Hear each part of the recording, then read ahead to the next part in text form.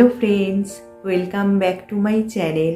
আমার ইউটিউব ফ্যামিলির মেম্বাররা সবাই ভালো আছো তো? আমি ভালোই আছি। এখন যে শীত পড়েছে আমরা তো সবাই কম বেশি গরম জামা কাপড় পরছি, কিন্তু তাতেও কিন্তু শারীরিক সমস্যা থেকেই যাচ্ছে।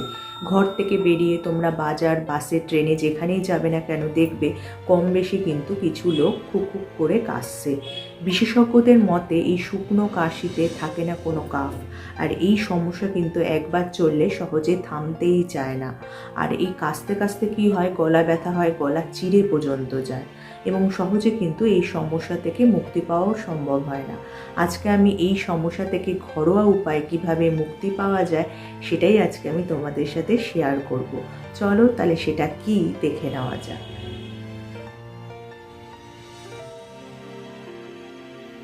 এখানে যে আমি ঘরোয়া টোটকাটা বলবো তার জন্য আমি নিয়েছি হাফ চামচ জিরে, হাফ চামচ গোলমরিচ আর কয়েক টুকরো আদা। এই জিরেতে কিন্তু অ্যান্টিব্যাকটেরিয়াল এবং অ্যান্টি ইনফ্ল্যামেটরি প্রপার্টি থাকার জন্য জিরে খুবই ভালো আমাদের সর্দি কাশির জন্য বলা যায়। এছাড়া কিন্তু এই জিরে আমাদের ইমিউনিটি বাড়াতেও যথেষ্ট পরিমাণে সাহায্য করে। আর এখানে আমি নিয়েছি গোলমরিচ। এই গোলমরিচ কিন্তু যে কোনো ধরনের কাশির সমস্যায় আমাদের অন্যতম হাতিয়ার বলা যায়। আর আদার যে কত গুণ তা তো বলে শেষ করা যায় না। এই আদাতে আছে প্রচুর অ্যান্টিঅক্সিডেন্ট, যা কিন্তু সর্দি কাশির জন্য খুবই উপকারী বলা যায়।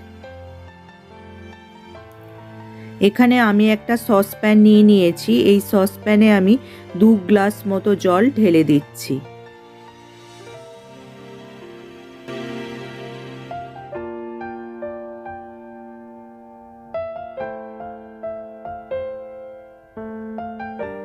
এবার জলটা একটু গরম হয়ে এলে আমি সব উপকরণগুলো জলে মিশিয়ে দিচ্ছি।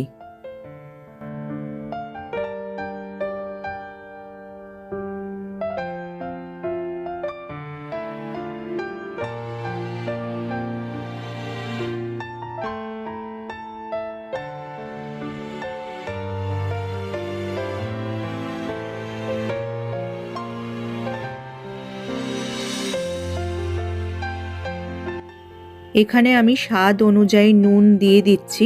এখানে আমি বিট নুন নিয়েছি। বিট নুন কিন্তু আমাদের শরীরের জন্য খুবই ভালো।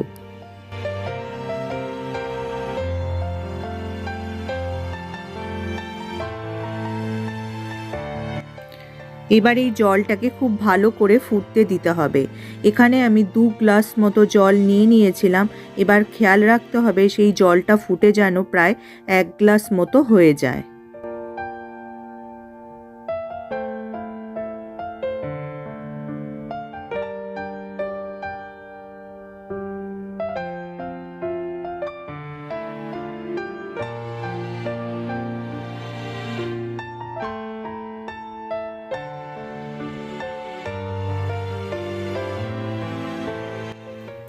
দেখো এখানে জলটা ফুটে অনেকটাই কমে এসছে। এবার আমি গ্যাসটা অফ করে একটা ঢাকনা দিয়ে 15 থেকে 20 মিনিট একটু ঠান্ডা হতে রেখে দেব।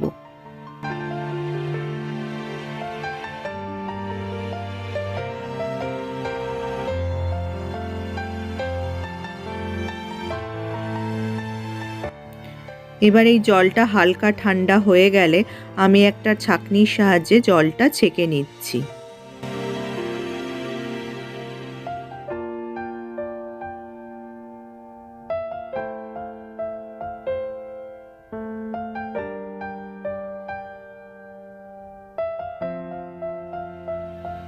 এবার এই জলটাতে আমি অর্ধেক পাতিলেবুর রস মিশিয়ে নেব। লেবুতে থাকা প্রচুর পরিমাণে ভিটামিন সি, যা কিন্তু সর্দি কাশির জন্য খুবই উপকারী।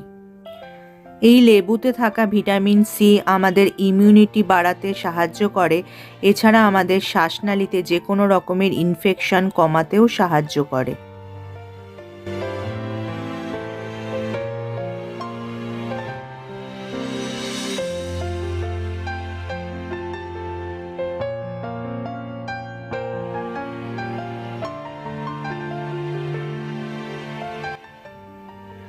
তাহলে এই ঘরোয়া টোটকাটা বানিয়ে দিনে 2 বার যদি তোমরা এটা নাও, তোমরা কিন্তু এই শুকনো সর্দি কাশি থেকে অনেকটাই রেহাই পাবে।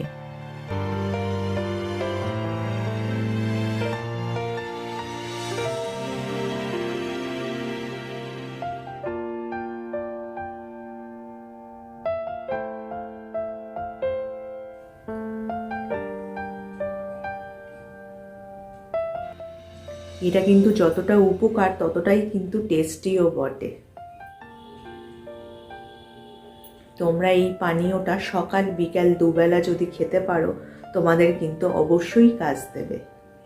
তাহলে যে আজকে আমি ঘরোয়া উপায় বা ঘরোয়া প্রতিকার যেটাই বলো না কেন, যেটা আমি শেয়ার করলাম, তোমরা বাড়িতে কিন্তু এটা নিজেদের উপর অবশ্যই ট্রাই করো যদি তোমাদের এরকম শুকনো কাশি বা ড্রাই কাফ হয়ে থাকে, এবং তোমার আত্মীয় স্বজন বন্ধুবান্ধব সবার মধ্যে শেয়ার করে দিতে পারো। কারণ আমি চাই তোমরা যেমন উপকৃত হয়েছো তোমার বন্ধুবান্ধবরাও যাতে সমানভাবে উপকৃত হয়।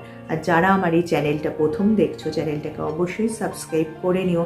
তার পাশে যে বেল আইকনটা আছে ওটা প্রেস করে অন করে দিও, যার ফলে যখনই আমি ভিডিও আপলোড করব নোটিফিকেশান তোমাদের কাছে চলে যাবে। তাহলে টাটা, আবার দেখা হবে আগামী পর্বে।